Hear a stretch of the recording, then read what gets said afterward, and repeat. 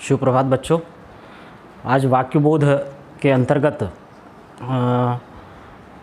हम सब कुछ बातों को जानेंगे। सबसे पहले तो पहली बात है, पहला बिंदु है वर्ण क्या है, दूसरा शब्द क्या है, और तीसरा पदबंध क्या है, और चौथा वाक्य क्या है।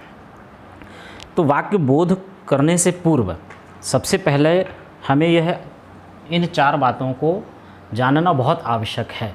इन चार बातों को समझना बहुत ज़रूरी है। क्योंकि वाक्य की रचना कैसे होती है, किस प्रकार से होती है, इसलिए इन बातों को समझना बहुत ज़रूरी है। तो पहली बात है वर्ण क्या है। तो वर्ण किसे कहते हैं, वर्ण क्या है, तो आप लोगों ने पढ़ा होगा। वर्णमाला आप जो जानते हैं कि आ से लेकर के ज्ञा ज्ञानी तक ये जो वर्ण कहलाते हैं, इन्हें हम वर्णमाला कहते हैं। इन अक्षरों को हम वर्णमाला कहते हैं। तो इसी में वर्ण, तो वर्ण की परिभाषा क्या होगी, तो वह ध्वनि, वर्ण की परिभाषा जो कहेंगे, वह ध्वनि जिसके उच्चारण में एक श्वास अथवा एक प्रयत्न लगता है उसे वर्ण कहते हैं। तो अब एक श्वास और एक प्रयत्न का समय लगता है, यानी उसको उच्चारण करने में, तो वो कैसे, तो जैसे वो लिखा हमने क, ख और ग। तो अब आप देख रहे हैं कि जब हम इनका उच्चारण करते हैं तो उच्चारण करने में हमें जब हम उनका उच्चारण करते हैं तो हमें उसके उच्चारण में समय बहुत कम लगता है। कम यानी हम पूरी सांस भी नहीं ले पाते हैं और हम इसका उच्चारण कर लेते हैं। हमको इसको बोलने में बहुत ज़्यादा ताकत नहीं लगानी पड़ती, बहुत अधिक प्रयत्न नहीं करना पड़ता।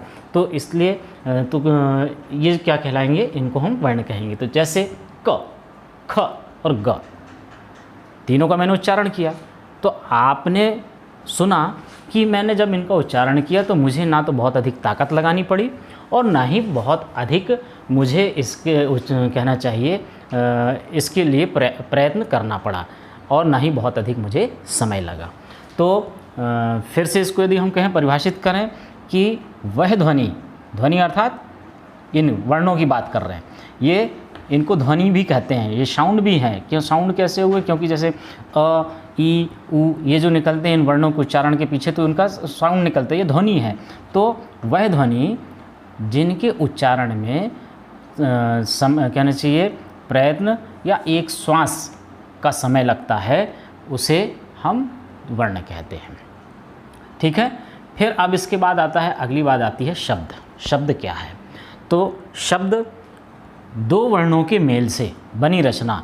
अब जैसे बनाया हमने प धन ला बराबर क्या हुआ, पल।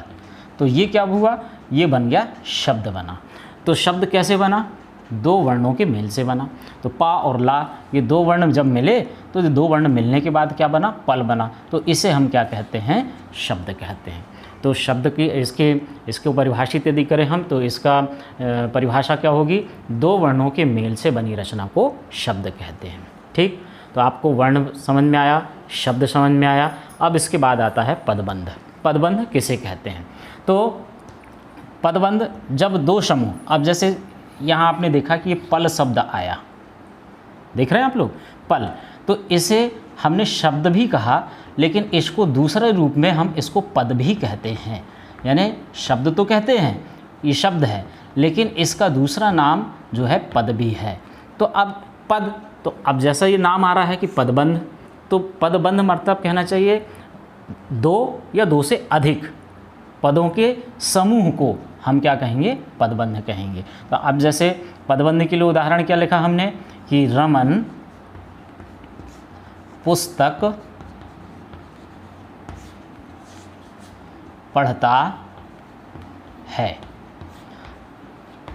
रमन पुस्तक पढ़ता है। तो अब मैंने आपको बताया कि ये शब्द को पद भी कहा जाता, तो जैसे रमन एक पद हुआ, पुस्तक एक पद हुआ, पढ़ता एक पद हुआ, और है एक पद हुआ। तो पदबंध किसे कहेंगे कि दो या इससे अधिक पदों के समूह को पदबंध कहा जाता है। हम इसी को दूसरे रूप में यदि हम परिभाषित करें, दूसरे रूप में यदि हम बताएं, तो इसे पदबंध को हम दूसरे रूप में इसका दूसरा नाम यदि दें तो उसको हम वाक्य भी कहेंगे। लेकिन अब वाक्य के लिए रूप में क्या होगा कि वाक्य की जो परिभाषा होती है, वाक्य की परिभाषा दूसरी तरह से परिभाषित किया जाता है, दूसरे रूप में परिभाषित किया जाता है। तो दूसरे रूप में कैसे परिभाषित किया जाता है कि सार्थक शब्दों के समूह को वाक्य कहा जाता है। सार्थक शब्दों के समूह को वाक्य कहा जाता है। लेकिन पदबंध कुछ भी हो सकता है। अब यदि हम कहते हैं पढ़ता है पुस्तक रमन, इस प्रकार से यदि हम लिख दें तो ये क्या कहलाएगा, पदबंध कहलाएगा। लेकिन वाक्य की जो परिभाषा होगी, जो वाक्य का सही रूप कहलाएगा, तो सही रूप क्या होगा वाक्य का, सार्थक शब्दों के समूह को वाक्य कहा जाता है। तो वाक्य की जो परिभाषा होगी वो होगी सार्थक शब्द समूह को वाक्य कहा जाता है। सार्थक शब्द समूह को वाक्य कहते हैं। ठीक है। अब सार्थक शब्दों के सार्थक शब्द समूह को वाक्य कहते हैं, ये परिभाषा तो क्यों कहते हैं, जैसे हमने उदाहरण दिया रमन पुस्तक पढ़ता है, तो रमन पुस्तक पढ़ता है, तो इस वाक्य का एक सही और ठीक अर्थ हमें प्राप्त हो रहा है। यदि हम कहते हैं कि पुस्तक पढ़ता है रमन, तो ये सुनने में अजीब लग रहा है ना, हमको अटपटा लग रहा है। क्यों? क्योंकि उसका अर्थ हमें स्पष्ट नहीं हो रहा। तो ऐसे शब्दों के समूह को हम पदबंध कह सकते हैं, लेकिन उसको वाक्य नहीं कहेंगे। वाक्य किसको कहेंगे? सार्थक शब्द समूह को वाक्य कहते हैं। ठीक है। तो मैं समझता हूँ कि वाक्य बोध पढ़ने से पूर्व में जो बातें आप लोगों को जानना आवश्यक थी वो अब बातें आप लोग समझ गए होंगे, जिसमें मैंने आपको बताया वर्ण क्या है, शब्द क्या है, पदबंध क्या है और वाक्य क्या है। ठीक। अब आगे हम पढ़ेंगे वाक्य के भेद। अब है वाक्य के भेद। वाक्य के दो भेद हैं, पहला रचना की दृष्टि से और दूसरा अर्थ की दृष्टि से। तो आइए हम सबसे पहले पढ़ते हैं रचना की दृष्टि से। तो रचना की दृष्टि से भी वाक्य के तीन प्रकार बताए गए हैं। कौन कौन से? पहला है सरल वाक्य, दूसरा संयुक्त वाक्य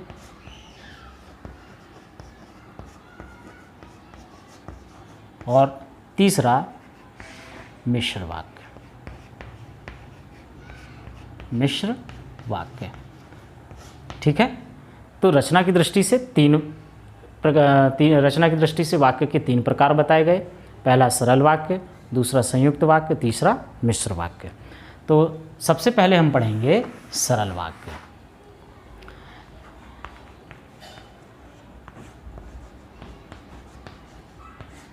सरल वाक्य वह वाक्य जिसमें एक उद्देश्य और एक विधेय होता है उसे सरल वाक्य कहते हैं। वह वाक्य जिसमें एक उद्देश्य और एक विधेय होता है उसे सरल वाक्य कहते हैं। तो अब इसमें उद्देश्य और विधेय को समझा जाना, ये सरल वाक्य के दो अंग हैं। यानी प्रश्न ऐसा भी बन सकता है कि सरल वाक्य के दो अंग हैं, उनके नाम बताइए। तो आपको पता होना चाहिए कि उद्देश्य और विधेय ये सरल वाक्य के दो अंग हैं। तो एक उदाहरण के माध्यम से सरल वाक्य को स्पष्ट करें कि रमन पुस्तक पढ़ता है। रमन पुस्तक पढ़ता है। तो अब आप इसमें देख रहे हैं कि रमन क्या है? कर्ता, और पुस्तक क्या है? कर्म, और पढ़ता है ये क्या है? क्रिया है। तो अब इसको हमने सरल वाक्य के दो अंगों को हमको बतलाना है। तो सरल वाक्य में अंगों के दो अंग हैं जो उद्देश्य और विधेय है। तो उसमें हम उद्देश्य को सबसे पहले ढूंढें, उद्देश्य को पहले जाने हम। उद्देश्य क्या कहलाएगा? तो वाक्य में जिसके विषय में कहा जाता है, कोई भी वाक्य यानी सरल वाक्य जो होता है जिसके विषय में जो कहा जाए, जो कुछ कहा जाता है वो क्या कहलाता है? उद्देश्य कहलाता है। तो अब जिसके विषय में कहना चाहिए, जिसके विषय में कहा जा रहा है तो वो उद्देश्य कहलाता है। तो किसके विषय में कहा जा रहा है और कौन सी बात कही जा रही है? तो रमन के विषय में कहा जा रहा है। क्या कहा जा रहा है? कि रमन पुस्तक पढ़ता है। तो यहाँ रमन क्या होगा? यहाँ रमन करता है और इसी को हम क्या कहेंगे? उद्देश्य कहेंगे। क्या कहेंगे? उद्देश्य कहेंगे। तो अब उद्देश्य में क्या है? तो उद्देश्य क्या कहलाता है हमारा? उद्देश्य क्या किसे कहेंगे हम? जिसके विषय में जो कहा जाए, वाक्य में जिसके विषय में जो कुछ कहा जाता है, जो कुछ बोला जाता है, उसे हम क्या कहते हैं? उद्देश्य कहते हैं। तो यहाँ उद्देश्य क्या होगा? रमन। रमन क्या है? यहाँ उद्देश्य है। अब विधेय क्या कह रहा है? विधेय तो पुस्तक पढ़ता है, तो पुस्तक पढ़ता है तो ये क्या कहलाएगा? विधेय है। तो अब विधेय को यदि हम परिभाषित करें, विधेय को यदि हम स्पष्ट करें, उसको व्याख्या करें तो क्या कि उद्देश्य के विषय में, उद्देश्य के लिए या विषय में, उद्देश्य के लिए या उद्देश्य के विषय में जो कुछ कहा जाए, जो कुछ कहा जाए उसे हम क्या कहेंगे? विधेय कहेंगे। क्या कहेंगे? विधेय कहेंगे। तो अब जो कुछ कहा जाए, उद्देश्य के विषय में या उद्देश्य के लिए जो कुछ कहा जाए वो क्या कहलाता है? विधेय कहलाता है। तो अब उद्देश्य क्या है? रमन है। तो रमन है, तो रमन उद्देश्य है, तो उद्देश्य के विषय में क्या कहा जा रहा है? पुस्तक पढ़ता है। पुस्तक पढ़ता है, ये किसके विषय में कहा जा रहा है? उद्देश्य अर्थात कर्ता अर्थात रमन। तो रमन के विषय में कहा जा रहा है, बताया जा रहा है पुस्तक पढ़ता है। तो उद्देश्य के लिए, उद्देश्य के विषय में जो कुछ कहा जाए उसे क्या कहेंगे हम? विधेय कहेंगे। तो इस तरह सरल वाक्य को यदि हम स्पष्ट रूप से परिभाषित करें तो सरल वाक्य की परिभाषा क्या होगी? वह वाक्य जिसमें एक उद्देश्य और एक विधेय होता है उसको हम क्या कहते हैं? सरल वाक्य कहते हैं। अब इसके बाद है दूसरा प्रकार है संयुक्त वाक्य।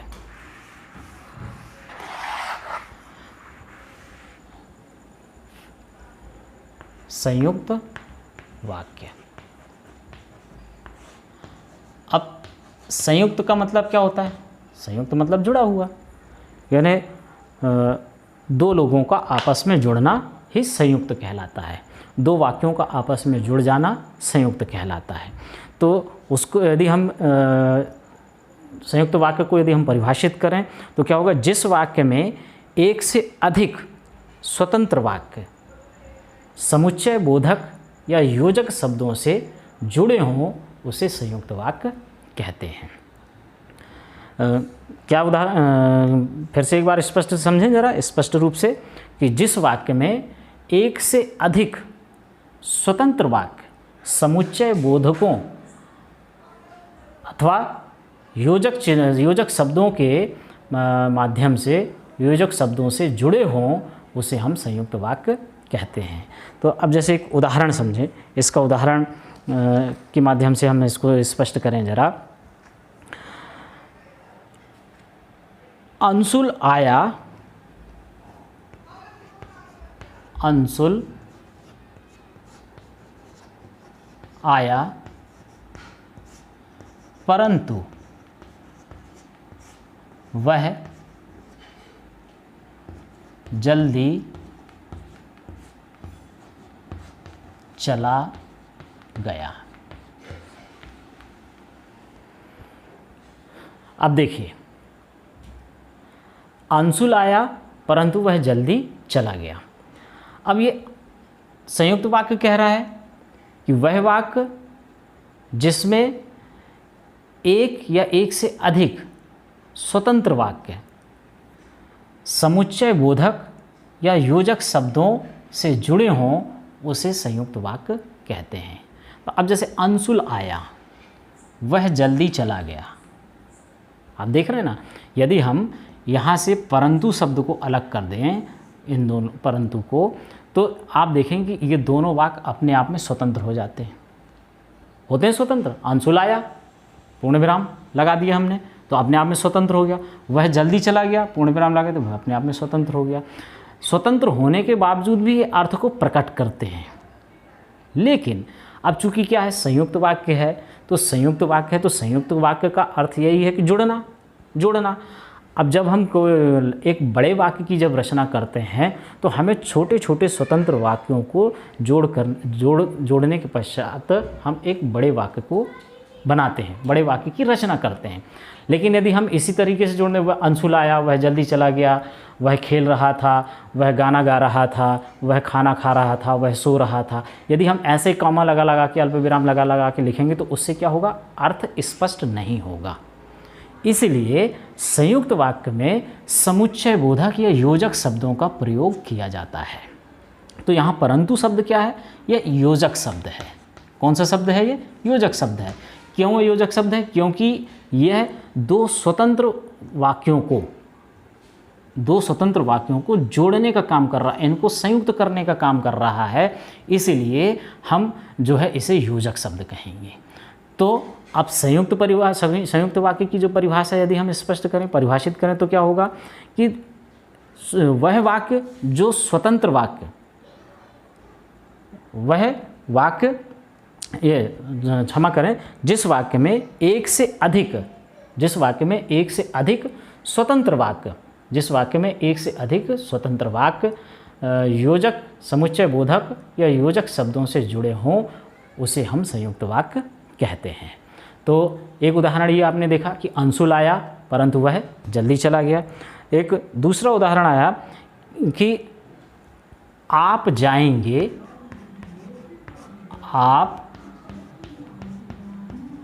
जाएंगे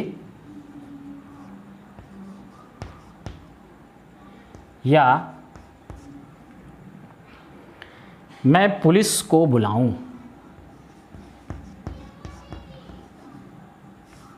या मैं पुलिस को बुलाऊं।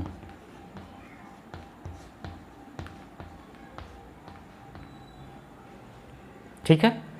अब इसमें भी देखिए आप जाएंगे, मैं पुलिस को बुलाऊं, ये दोनों वाक्य भी कैसे हैं, अपने आप में स्वतंत्र हैं।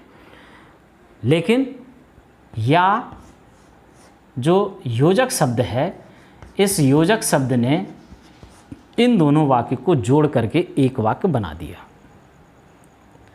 पर जब हम संयुक्त वाक्य की परिभाषा लिखेंगे तो क्या होगा कि वह वाक्य जिसमें एक या एक से अधिक स्वतंत्र वाक्य योजक शब्दों या समुच्चय बोधकों से जुड़े हों, उसे हम संयुक्त वाक्य कहेंगे। तो संयुक्त वाक्य की पहचान क्या हुई? संयुक्त वाक्य की पहचान ये कि उसमें प्रत्येक वाक्य जो है स्वतंत्र होता है और अपने आप में वह पूर्ण अर्थ को प्रकट करता है। तो वो हमें पढ़ने से समझ में आ जाता है। समझ में हम पढ़ने, जैसे हम वाक्य को पढ़ेंगे तो वाक्य को पढ़ते ही हमको यह बात स्पष्ट हो जाएगी। देखते ही हम पता कर लेंगे कि जब वह अपने आप में अर्थ पूरी तरह से प्रकट कर रहे हों जो वाक्य, तो वह क्या वाक्य कहलाएंगे? संयुक्त वाक्य कहलाएंगे, स्वतंत्र वाक्य कहलाएंगे, संयुक्त वाक्य के स्वतंत्र वाक्य कहलाएंगे। ठीक है। तो इस प्रकार से संयुक्त वाक्य की जो परिभाषा होगी वो होगी कि जिस वाक्य में एक या एक से अधिक स्वतंत्र वाक्य योजक, समुच्चय बोधक या योजक शब्दों से जुड़े हों तो उसे हम संयुक्त वाक्य कहते हैं। ठीक। अब संयुक्त वाक्य में जो योजक शब्दों का प्रयोग होते हैं, कौन कौन से योजक शब्द होते हैं, वो योजक शब्दों को जानना आवश्यक है ताकि हम जब संयुक्त वाक्य की रचना करें तो हम उन योजक शब्दों का प्रयोग कर सकें। तो कहना चाहिए इसमें जो योजक शब्द प्रयुक्त किए गए हैं तो वो हैं, योजक शब्दों के जो प्रकार हैं, योजक शब्द वो हैं और, तथा, एवं, परंतु,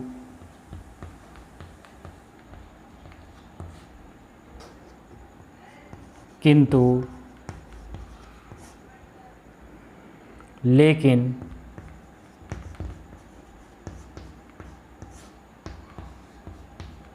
मगर, पर, या, अथवा,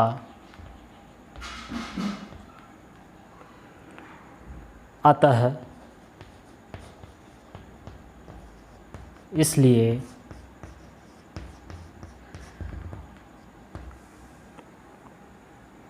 नहीं तो आदि।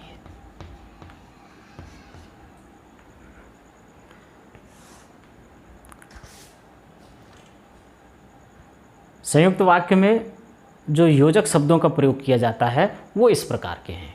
कौन कौन से हैं? और, तथा, एवं, परंतु, किंतु, लेकिन, मगर, पर, या, अथवा, अतः, इसलिए, नहीं, तो आदि।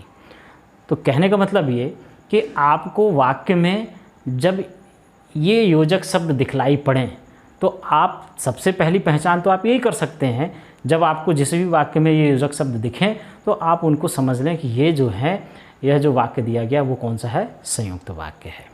तो एक और विशेषता क्या होगी संयुक्त वाक्य की, कि उसमें प्रत्येक वाक्य जो होता है स्वतंत्र होता है। संयुक्त वाक्य में प्रत्येक वाक्य स्वतंत्र होता है, वो अपने आप में। यदि हम इन योजक शब्दों को अलग कर दें तो योजक शब्दों को अलग करने के बावजूद भी क्या होता है कि वो अपना एक अर्थ स्पष्ट रूप से प्रकट करते हैं, वो स्वतंत्र होते हैं, वो अपने आप में पूर्ण होते हैं, उनमें किसी भी प्रकार के आश्रित उपवाक्य की आवश्यकता नहीं पड़ती है। तो फिर से एक बार यदि हम संयुक्त वाक्य को परिभाषित करें तो संयुक्त वाक्य की परिभाषा क्या होगी? वह वाक्य जिसमें एक या एक से अधिक स्वतंत्र वाक्य योजक शब्दों के माध्यम से जुड़े हों या योजक शब्दों से जुड़े हों, उसे हम संयुक्त वाक्य कहते हैं। ठीक है, तो इस प्रकार से ये आपने संयुक्त वाक्य को समझ लिया। फिर है तीसरा मिश्र वाक्य।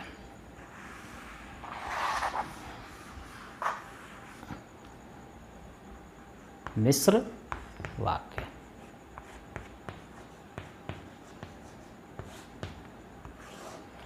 मिश्र वाक्य। मिश्र वाक्य क्या? वह वाक्य जिसमें एक उपवाक्य तथा एक या एक से अधिक आश्रित उपवाक्य हों, उसे मिश्र वाक्य कहते हैं। फिर से एक बार सुने, वह वाक्य जिसमें एक प्रधान उपवाक्य और एक या उससे अधिक आश्रित उपवाक्य होते हैं, उसे मिश्र वाक्य कहते हैं। तो अभी आपने इसमें सुना प्रधान उपवाक्य। प्रधान उपवाक्य, तो उपवाक्य क्या कहलाता है? तो उपवाक्य को आप समझें, वह वाक्य जिसके प्रकट करने पर या जिसके बोलने पर आकांक्षा जागृत हो जाए या जानने की जिज्ञासा जागृत हो जाए, उसे उपवाक्य कहते हैं। तो कहने का मतलब ये कि उपवाक्य जो होते हैं अपने आप में पूर्ण नहीं होते हैं, वो अर्थ को पूरी तरह से प्रकट नहीं करते हैं। क्यों नहीं करते हैं? क्योंकि वो स्वतंत्र नहीं होते हैं, पूर्ण नहीं होते हैं, इसलिए अर्थ को प्रकट नहीं करते हैं।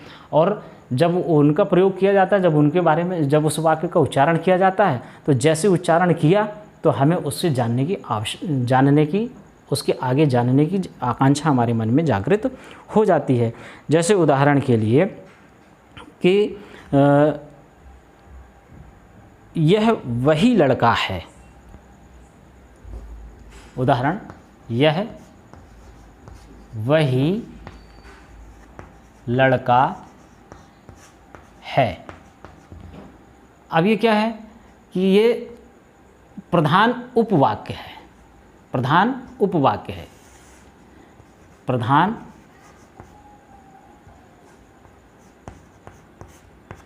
उपवाक्य। यह वही लड़का है। अब देखिए, अब इसका उच्चारण हमने किया ना, अब इसके उच्चारण के बाद अब क्या है? यह वही लड़का है, मतलब कि कौन सा लड़का है? उस लड़के के बारे में कौन सी बात कही जा रही है? ये हमने कह दिया यह वही लड़का है, इतना छोड़ दिया, तो क्या हुआ? हमारे मन में आकांक्षा जागृत हुई। आकांक्षा किस बात की? कि आखिर ये बात जो कही जा रही है किसके बारे में कही जा रही है? तो यह वही लड़का है जिसने कल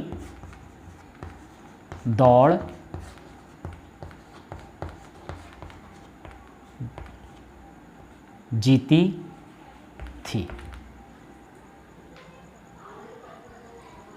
यह है, जीती है।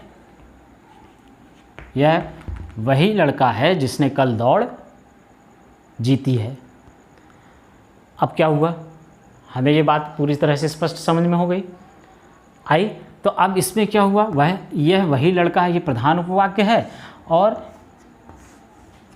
कल दौड़ जीती है, ये क्या है, आश्रित उपवाक्य है। ये आश्रित उपवाक्य हो गया, आश्रित उपवाक्य। तो अब इसमें क्या हुआ, जब तक आश्रित उपवाक्य प्रधान उपवाक्य के साथ नहीं जुड़ा, तो नहीं जुड़ने के कारण क्या हुआ, नहीं जुड़ने के कारण क्या हो रहा था, हमारे मन में आकांक्षा जागृत थी, हमें आगे जानने की इच्छा जागृत हुई। लेकिन जैसे ही आश्रित वाक्य जुड़ा, और वो आश्रित वाक्य जो है समुच्चय बोधक से, समुच्चय बोधक के साथ मिल करके जब प्रधान उपवाक्य के साथ जब जुड़ा, तो हमें वह अर्थ पूरी तरह से स्पष्ट हो गया। तो मिश्र वाक्य क्या, वह वाक्य जिसमें एक प्रधान उपवाक्य तथा एक या उससे अधिक आश्रित उपवाक्य होते हैं, उसे हम मिश्र वाक्य कहते हैं। स्पष्ट हुआ, समझे आप? फिर से एक बार मैं बोलता हूँ, मिश्र वाक्य वह वाक्य जिसमें एक प्रधान उपवाक्य और एक या उससे अधिक आश्रित उपवाक्य होते हैं, उसे मिश्र वाक्य कहते हैं। अब मिश्र वाक्य को जानने के लिए, इसको समझने के लिए क्या, मिश्र वाक्य की जो विशेषताएं हैं वो विशेषताएं है, तो उस विशेषताओं के संबंध में मैं बताऊंगा कि पहली विशेषता है कि मिश्र वाक्य में आश्रित उपवाक्य व्यधिकरण समुच्चय बोधकों से जुड़े होते हैं। मिश्र वाक्य में आश्रित उपवाक्य व्यधिकरण समुच्चय बोधकों से जुड़े होते हैं। तो अब जिसने शब्द जो है ये क्या है, समुच्चय बोधक शब्द है। तो अब इसमें समुच्चय बोधक कौन कौन से होते हैं, कितने प्रकार के होते हैं मिश्र वाक्य के लिए, तो उसको आप थोड़ा सा देखें।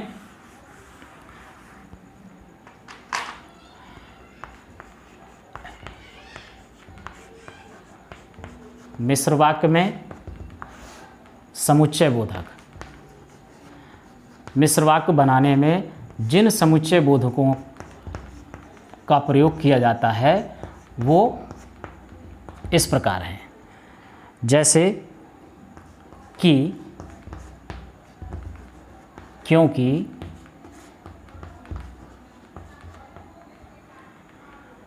जो, जिसने,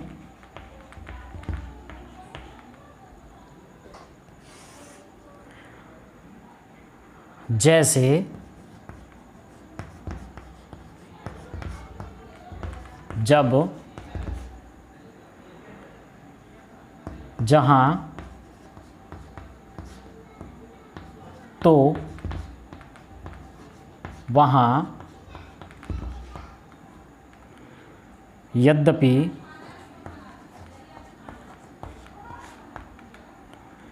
तथापि,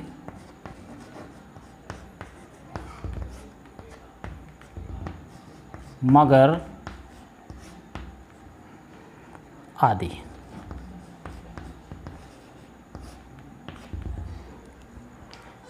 ठीक, यानी मिश्र वाक्य की जब रचना की जाती है तो मिश्र वाक्य जो है, जो आश्रित उपवाक्य होते हैं, तो आश्रित उपवाक्य इन समुच्चय बोधकों के साथ मिल करके, यानी समुच्चय बोधक के साथ मिल करके प्रधान उपवाक्य के साथ जुड़ते हैं, तब जाकर के वह वाक्य पूर्ण अर्थ को प्रकट करता है और वह वाक्य फिर मिश्र वाक्य कहलाता है।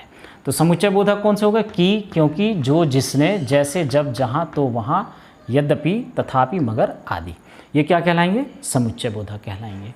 तो मिश्र वाक्य की विशेषता क्या हुई कि मिश्र वाक्य में आश्रित उपवाक्य व्यधिकरण समुच्चय बोधकों से जुड़े होते हैं। ठीक है। दूसरी विशेषता क्या कि आश्रित मिश्र वाक्य में आश्रित उपवाक्य के आरंभ में, यानी समुच्चय बोधक जो हैं, समुच्चय बोधक जो हैं आश्रित उपवाक्य के आरंभ में, मध्य में या अंत में कहीं भी आ सकते हैं। ये दूसरी विशेषता। तो यानी मिश्र वाक्य जब हम बनाते हैं तो मिश्र वाक्य जो होता है, तो मिश्र वाक्य जब आश्रित उपवाक्य जो होता है तो समुच्चय बोधक जो आश्रित उपवाक्य के पहले आ सकता है या मध्य में आ सकता है या अंत में भी आ सकता है, तो कहीं भी। तो आपको ध्यान में रखना कि मिश्र वाक्य की यदि हमको पहचान करना है तो जब भी ये हमें ये समुच्चय बोधक, ये जितने भी समुच्चय बोधक हैं, ये समुच्चय बोधक हमको जिस वाक्य में दिखलाई पड़ें तो हम उसमें हम सीधे ये पहुंच सकते हैं कि ये जो दिया गया जो वाक्य है वो मिश्र वाक्य है। ठीक, तो एक बार फिर से मिश्र वाक्य की परिभाषा में परिभाषित करूं तो वह वाक्य जिसमें एक प्रधान उपवाक्य के साथ एक या उससे अधिक आश्रित उपवाक्य जुड़े हों उसे हम मिश्र वाक्य कहते हैं। ठीक है, तो मैं समझता हूं कि रचना की दृष्टि से ये वाक्य के तीनों प्रकार आप लोगों को स्पष्ट हुए होंगे।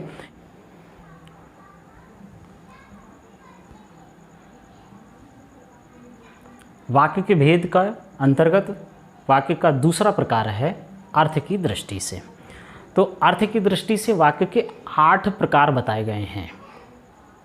पहला विधानवाचक, दूसरा निषेधवाचक, तीसरा प्रश्नवाचक, चौथा संदेहवाचक, पांचवा आज्ञावाचक, छठवां इच्छावाचक, सातवां संकेतवाचक और आठवां विस्मयवाचक।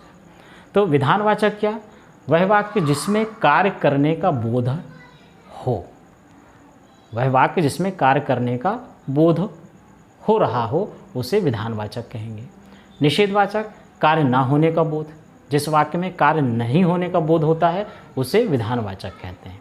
प्रश्नवाचक वह वाक्य जिसमें कुछ जानने की इच्छा हो, जागृत हो, कोई इच्छा जागृत हो उसे प्रश्नवाचक कहेंगे।